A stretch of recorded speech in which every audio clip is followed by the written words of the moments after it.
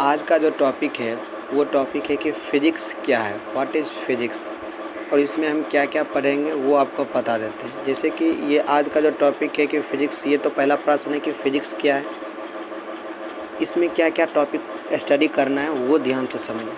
पहले तो हमें स्टडी करना है कि नेचर क्या है, फ़िज़िक्स का नेचर क्या है। इसके बाद जो स्टडी करना है वो फ़िज़िक्स का डेफिनेशन क्या है, और इसके बाद जो स्टडी करना है उसे हम कहते हैं मीनिंग क्या है, फ़िज़िक्स का मीनिंग क्या है। और फिर जो है वो लास्ट की बात करें तो लास्ट नहीं, तो इसके बाद जो चौथा स्टडी करना है वो जनक क्या है, मतलब फादर कौन है, फ़िज़िक्स का फादर कौन है। और इन सभी से तो लास्ट में जो हम आपको बताएंगे वो सबसे अच्छा रहेगा। एक ऐसा एग्जांपल बताएंगे जिसके अनुसार आपको फ़िज़िक्स बहुत ही आसानी से समझ आ जाएगा कि फ़िज़िक्स रियल में है क्या। ऐसे तो मालूम ही होगा आपको कि जो कुछ भी साइंस है वो साइंस क्या है, प्राकृतिक पे आधारित होते हैं। तो साइंस जो प्राकृतिक पर आधारित होते हैं उसी के लिए हम एक ऐसा उदाहरण आपको बताएंगे, मानिए तो वो बेस्ट ही उदाहरण है, उससे आपको पूरा फ़िज़िक्स से मालूम पड़ जाएगा कि फ़िज़िक्स आखिर है क्या, प्राकृतिक क्या होता है। आप जैसे नहीं जानते हैं कि प्राकृतिक क्या है तो नेचर को आप अच्छे से समझ जाएंगे एक उदाहरण के अनुसार, तो वो लास्ट में आपको हम बताएंगे। सबसे पहले आपको हम स्टार्ट करते हैं कि फ़िज़िक्स के नेचर क्या है, इससे हम परिचय करते हैं। तो परिचय क्या करने जा रहे हैं हम, फ़िज़िक्स का परिचय करने जा रहे हैं। फ़िज़िक्स को हम शॉर्ट में PHY लिख सकते हैं। तो फ़िज़िक्स का हम परिचय करने जा रहे हैं। तो इंट्रोडक्शन करेंगे, किसका करेंगे हम इंट्रोडक्शन, फ़िज़िक्स का इंट्रोडक्शन कर रहे हैं। तो यह ध्यान से समझिए, जैसे कि आप कोई भी यदि नाम लिखते हैं तो यदि हम हिंदी में लिखेंगे तो उसको हम क्या कर सकते हैं, हिंदी शब्द कर सकते हैं। तो क्या कर सकते हैं हम इसको, हिंदी शब्द, HW कर सकते हैं, हिंदी वर्ड, हिंदी शब्द हो गया। अब ये हिंदी शब्द क्या होता है नहीं समझ जानते हैं तो इसे थोड़ा सा ध्यान दीजिए। हिंदी शब्द, H हो गया हिंदी के लिए, W हो गया वर्ड के लिए। वर्ड शब्द को हम क्या कहते हैं अंग्रेजी में, वर्ड कहते हैं। वर्ड WORD, वर्ड इस प्रकार से लिखा जाता है। तो भौतिकी जो है यदि हम हिंदी में लिखते हैं तो इसे हिंदी वर्ड कह सकते हैं, और भौतिकी को जब हम अंग्रेजी में लिखते हैं तो इसे हम फ़िज़िक्स कहते हैं, PHYSICS। आपको उच्चारण करके हम बता रहे हैं, काहे कि आपको अच्छे से दिखाई नहीं पड़ रहा होगा तो आप लिख सकते हैं अपने कॉपी में PHYSICS फ़िज़िक्स। तो फ़िज़िक्स जब हम इसको अंग्रेज़ी में लिखे तो इसको इंग्लिश वर्ड कह सकते हैं, EW कह सकते हैं। अब देखिए फ़िज़िक्स जो है ये किससे लिया गया है, तो फ्यूसिस वर्ड से लिया गया, FUSIS। सब उच्चारण के अनुसार हम आपको बताते जा रहे हैं, आपको नोट करना हो तो आप नोट भी कर सकते हैं, FUSIS फ्यूसिस। अब ये जो फ्यूसिस वर्ड है तो ये कौन सा वर्ड है, तो ये ग्रीक वर्ड है। कौन वर्ड है, तो ये ग्रीक वर्ड है, ग्रीक शब्द है। अच्छा, आपको ये भी एक क्वेश्चन होगा कि ये वर्ड जो होते हैं ये ग्रीक वर्ड क्या होते हैं, लैटिन वर्ड क्या होते हैं, ये सब वर्ड है ही। आखिर ABCD में आपको दिखाई पड़ता होगा अल्फ़ाबेट में A to Z 26 लेटर होते हैं, तो इनमें से क्या संख्या घट गया था, नंबर घट जाने के कारण ये अलग से वर्ड का इस्तेमाल करने लगे। खोज किया गया ग्रीक वर्ड, लैटिन वर्ड, हाँ तो वर्ड घट जाने के कारण इसका खोज किया गया। आपको हम बताएंगे इसके विषय में, इंटरेस्टिंग पॉइंट है। तो अभी जो टॉपिक है उस पर हम चलते हैं। तो फ़िज़िक्स जो लिखा गया, जो फ़िज़िक्स है ये फ्यूसिस वर्ड से लिया गया है, और ये कौन सा वर्ड है, तो ग्रीक वर्ड है। तो फ्यूसिस का जो मीनिंग होता है अर्थात अर्थ होता है, तो अर्थ इसका क्या होता है, तो प्राकृतिक होता है। प्राकृति या प्राकृतिक भी कह सकते हैं, प्राकृतिक, नेचर इसको कहते हैं। क्या कहते हैं हम इसको अंग्रेजी में, नेचर कहते हैं। तो प्राकृतिक क्या होता है तो ये भी हम आपको बताएंगे। और सबसे पहले हमने आपको पहले ही बता दिए हैं कि प्राकृतिक का सबसे बेस्ट एग्जांपल हम सबसे लास्ट में आपको देंगे। इसे थोड़े से आपको बता देते हैं कि प्राकृतिक का मतलब जैसे कि आपको जो कुछ भी दिखाई पड़ रहा है, जैसे आप सुबह में जब निकलते हैं तो आपको सूर्य दिखाई पड़ता है, ऊपर की ओर आप देखते हैं तो आपको सन दिखाई पड़ता है। तो ये जो सूर्य है क्या है, ये प्राकृतिक है। बताइए, आप सूर्य को तो आपने नहीं ना निर्माण किए हैं, तो जो एजेटिव है, जो एजेटिव जो कुछ भी है वो सब क्या हो जाते हैं, अधिकतर प्राकृतिक ही होते हैं। पेड़ पौधा क्या है, ये भी प्राकृतिक के उदाहरण होते हैं। तो ये सभी प्राकृतिक हो जाते हैं। सूर्य, तो सूर्य से आपको ये ध्यान रहा, एक टॉपिक आपको याद आता होगा, जैसे कि हम बात करते हैं फिजिक्स में ऑप्टिक्स। आप जब क्लास 12th में जाइएगा तो आपको ऑप्टिक्स पढ़ाया जाएगा। तो ऑप्टिक्स का अध्ययन हम सन से विषय में करते हैं, सन के विषय में करते हैं कि सन का स्कैटरिंग क्या होता है। तो ये प्राकृतिक हो जाते हैं, जैसे सूर्य हो गया, पेड़ पौधा हो गया, क्या कहें तो जल हो गया, ये सभी क्या हो जाते हैं, हमारे प्राकृतिक हो जाते हैं। जब हम इन सभी चीज़ों का अध्ययन करते हैं जिस भी ब्रांच में, उसे हम फिजिक्स कह देते हैं। तो ये जो आपको दिखाई पड़ रहा है ये फिजिक्स भौतिकी क्या है, तो ध्यान से समझिएगा कि भौतिकी जो है यहाँ शुरू से समझिए। भौतिकी यदि हिंदी में लिखते हैं तो उसे हम हिंदी वर्ड कहते हैं, और उसी का अंग्रेजी रूपांतरण करते हैं तो उसे हम फिजिक्स कहते हैं। और फिजिक्स का जब हिंदी रूपांतरण पूछा जाए तो क्या होता है, तो भौतिकी होता है, और भौतिकी का अंग्रेजी रूपांतरण पूछा जाए तो वो फिजिक्स होता है। और फिजिक्स इंग्लिश वर्ड है। फिजिक्स किससे लिया गया है, तो फ्यूसिस वर्ड से बना है। फिजिक्स किससे बना है, फ्यूसिस वर्ड से। और फ्यूसिस कौन सा वर्ड है, तो वो ग्रीक वर्ड है। फ्यूसिस का मीनिंग क्या होता है, तो फ्यूसिस का अर्थ होता है प्राकृतिक। तो ये ध्यान रखिएगा कि फिजिक्स जो है ये फ्यूसिस शब्द से बना है, और फ्यूसिस का अर्थ क्या होता है, प्राकृतिक अर्थात नेचर होता है। तो ये हमने आपको विज्ञान के फिजिक्स का यहाँ पर हमने आपको परिचय करवा दिया कि फिजिक्स क्या होता है। आप ध्यान रखिए, इसके फिजिक्स का परिभाषा की बात करते हैं।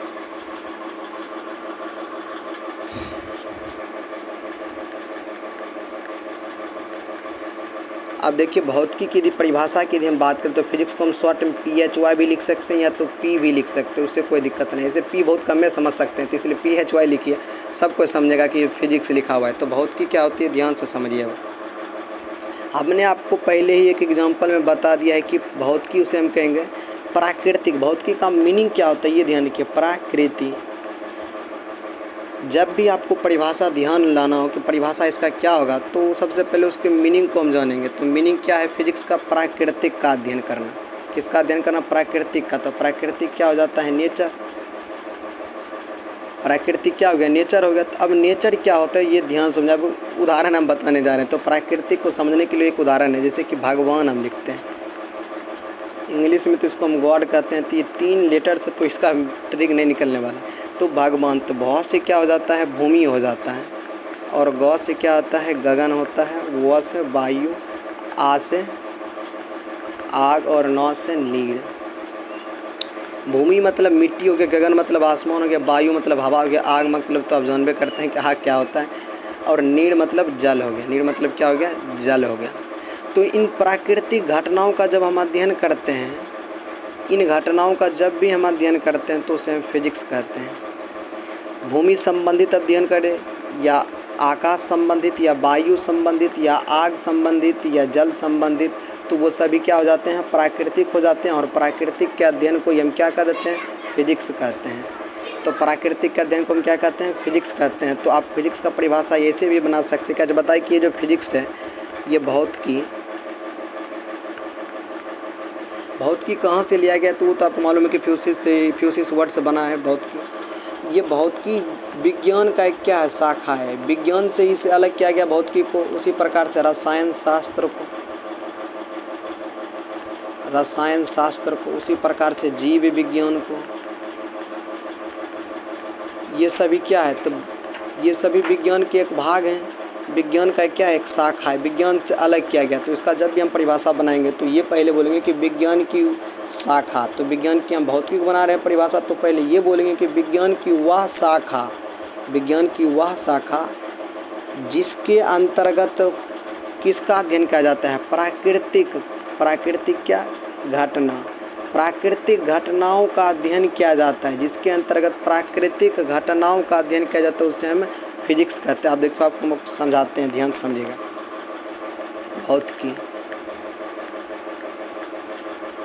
भौतिकी क्या होते हैं, ध्यान समझिए। एग्जाम्पल से आपको हम समझाते हैं। आपको मैंने पहले बताया कि प्राकृतिक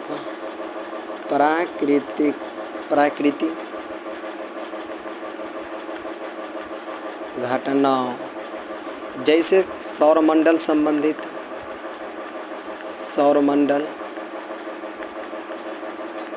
या प्रकाश के विषय में अध्ययन करते हैं। तो प्रकाश संबंधित घटना, प्रकाश का परावर्तन हो सकता है, प्रकाश का क्या हो सकता है, अपवर्तन हो सकता है, रिफ्लेक्शन ऑफ लाइट हो सकता है, रिफ्रैक्शन ऑफ लाइट होता है। लाइट के विषय में हम 2 इवेंट बताएंगे, या तो रिफ्लेक्शन या तो रिफ्रैक्शन।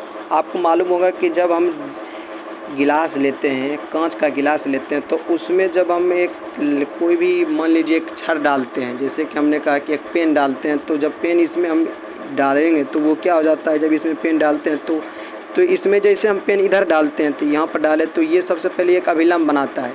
अभी देखिए ये पेन जहाँ पर हम डाले इसमें, तो ये पेन हमें क्या दिखाई पड़ता है, यहाँ से पेन तो यहाँ पर डाले थे, लेकिन ये पेन हमें इधर की ओर दिखाई पड़ रही है, ये इधर की ओर दिखाई पड़ रही है। तो ये इधर से है तो ये इधर की ओर दिखाई पड़ रहा है, मतलब अभिलंब की ओर।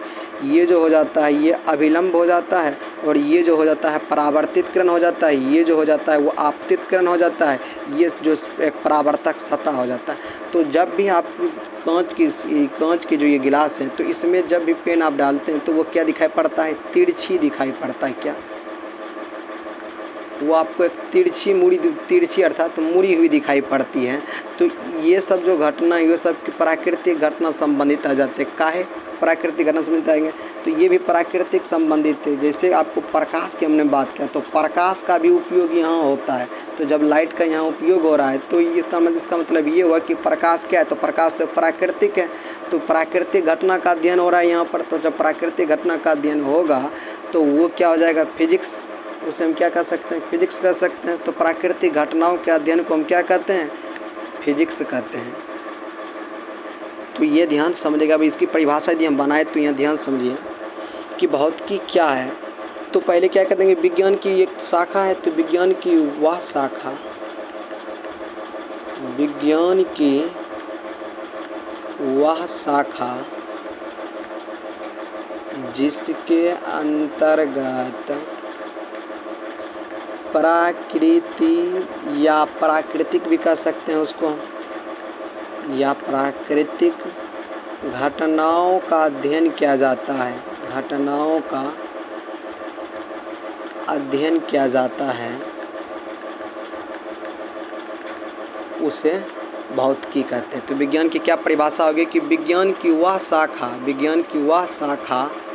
मेन क्या है यहाँ पर, पहला परिभाषा मेन पॉइंट है कि विज्ञान की एक शाखा है जिसके अंतर्गत किसका अध्ययन करते हैं, प्राकृतिक घटनाओं का अध्ययन करते थे। जिसके अंतर्गत हम प्राकृतिक घटनाओं का अध्ययन करते हैं उसे हम क्या कह देंगे, फिजिक्स कह देंगे, भौतिकी कह देंगे। तो भौतिकी का क्या परिभाषा हो जाएगा, विज्ञान की वह शाखा जिसके अंतर्गत प्राकृतिक या प्राकृतिक घटनाओं का अध्ययन किया जाता है उसे हम भौतिकी कहते हैं। अब इसी का डेफिनेशन अंग्रेजी में, इंग्लिश में देखिए क्या लिख सकते हैं इसको, फिजिक्स को। तो ये विज्ञान की शाखा है। तो विज्ञान की क्या है, एक ब्रांच है। तो इसको लिख सकते हैं that branch of science, that branch of science which in study of nature, which in study of NATU, यहाँ ध्यान समझिए, which in study of nature, ये भी कह सकते हैं नेचर या तो नेचुरल फिनोमेना भी लिख सकते हैं। यहाँ पर हम क्या लिख सकते हैं, नेचुरल फिनोमेना,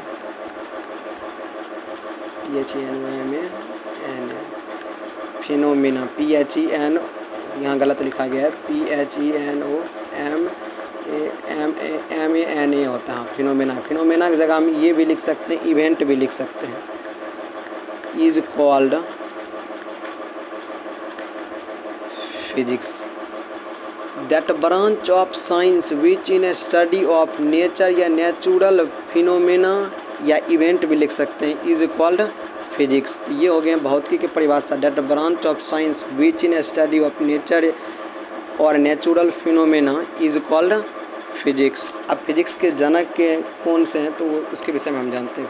भौतिकी के फादर कौन है, भौतिकी के जनक,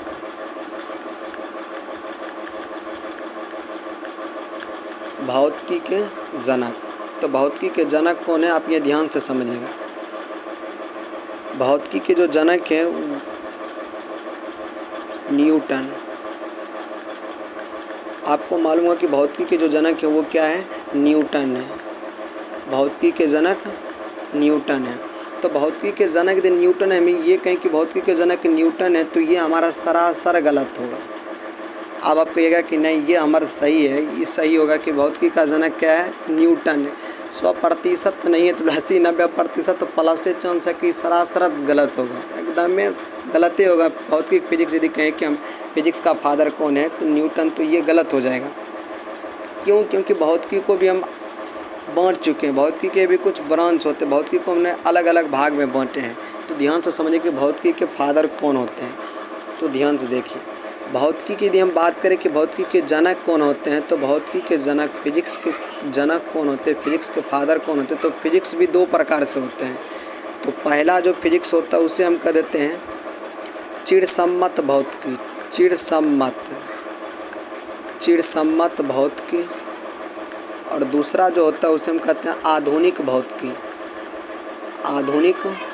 भौतिकी। इसको कहते हैं ancient physics, ANICENT, ancient physics.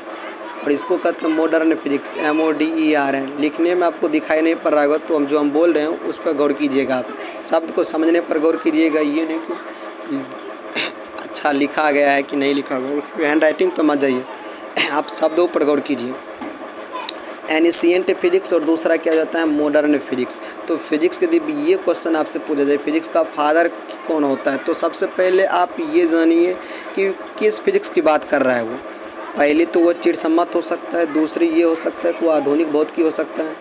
तो यदि चिरसम्मत यदि है तो वो क्या है, एनिशिएंट फिजिक्स क्या होते हैं, तो ये ध्यान समझिएगा। एनिशिएंट फिजिक्स यदि हम बात करें तो एनिशिएंट फिजिक्स क्या होते हैं, तो थोड़ा सा आपको बताते हैं इसमें क्या क्या हम टॉपिक का अध्ययन करते हैं। इसमें हम बल, फोर्स, गति को मोशन कहते हैं ना, गुरुत्वाकर्षण, ग्रेविटेशनल, इसी में हम ग्रेविटेशनल क्या फोर्स का भी अध्ययन करते हैं। तो ये सभी क्या हो जाते हैं हमारे चिरसम्मत भौतिकी हो जाते हैं। और आधुनिक भौतिकी यदि हम बात करें तो इसमें क्या क्या टॉपिक आते हैं, प्रकाश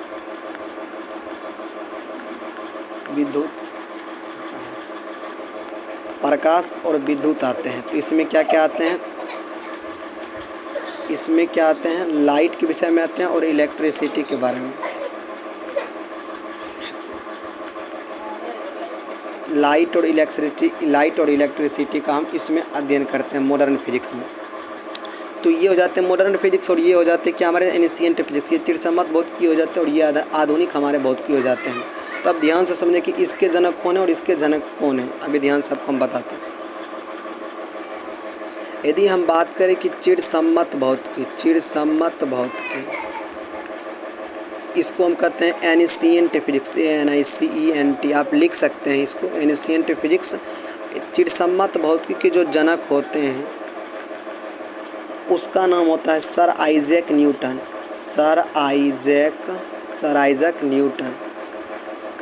इंग्लिश में लिख देते हैं सर आइजैक, ISSAC, आइजैक लिखा जाता है, इसको SS को आइजैक, यहाँ पर क्या लिखा हुआ है, SS लिखा हुआ, ISSAC, Isaac Newton, NEWTON, Newton. तो ये हो जाते हैं हमारे जनक चिरसम्मत भौतिकी के, सर आइजैक न्यूटन। ये इसका पूरा नाम है। यदि शॉर्ट में कहें तो शॉर्ट में सिर्फ आप न्यूटन भी लिख सकते हैं, उससे कोई दिक्कत नहीं है। जनक कहे या पिता कहे, ये सभी क्या हो जाते हैं, एक ही हो जाते हैं। जनक या पिता दोनों बात बराबर है, दोनों सेम है।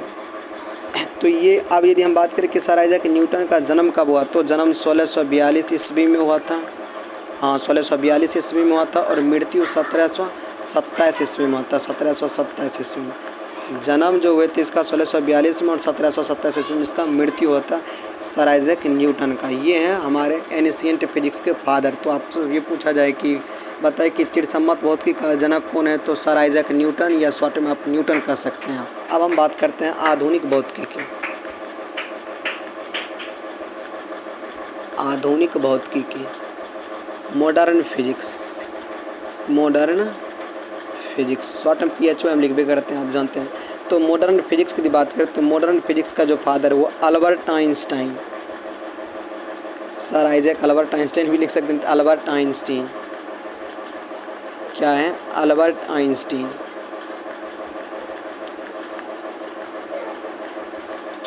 अल्बर्ट आइंस्टाइन, आपको ये साइंटिस्ट, इसका सूत्र था E = mc², जो कि एनर्जी का सूत्र है। किसका सूत्र है, एनर्जी का, आपको मालूम होगा। तो ये जो सूत्र दिए हुए थे, जो ये सूत्र का प्रतिपादन किए थे, वो अल्बर्ट आइंस्टाइन ही थे। और ये मॉडर्न फिजिक्स का मेन हो जाता है, मेन ब्रांच। यदि मॉडर्न फिजिक्स को आपको समझना है तो इसको बहुत अच्छे से समझना पड़ेगा कि E = mc² क्या होते हैं। तो ये हो जाते हैं मॉडर्न फिजिक्स के जनक। आधुनिक भौतिकी के जनक कौन हो जाते हैं, तो अल्बर्ट आइंस्टाइन हो जाते हैं। तो धन्यवाद। आज का जो क्लास था इसमें आपको हम जो कुछ बोले, वो जो कुछ भी बताएं, इसमें भौतिकी के विषय में बताया कि भौतिकी क्या होता है, भौतिकी कितने प्रकार, तो भौतिकी प्रकार भी आ गया इसमें नहीं हो। तो बस आज का क्लास सिर्फ यहीं तक रहेगा, और इसके बाद देखा जाएगा जो होगा अगले क्लास में हम बताएंगे कुछ।